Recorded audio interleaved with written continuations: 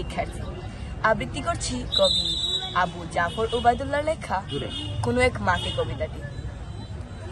কুমড়ো ফুলে ফুলে নুয়ে পড়েছে লতাটা, সজনে ডাঁটায় ভরে গেছে গাছটা, আর আমি ডালের বড়ি শুকিয়ে রেখেছি।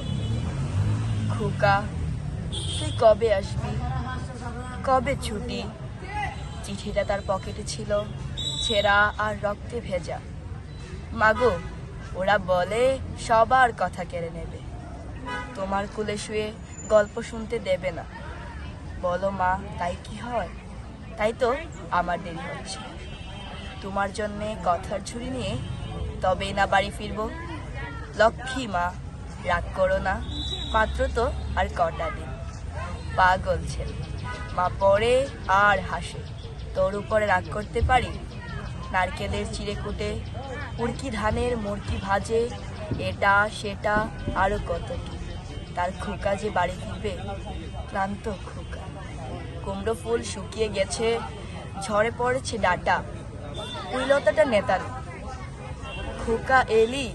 ঝাপসা চোখে মা তাকায় উঠোনে উঠোনে, যেখানে খোকার সব শকুনিরা ব্যবচ্ছেদ করে। ধন্যবাদ।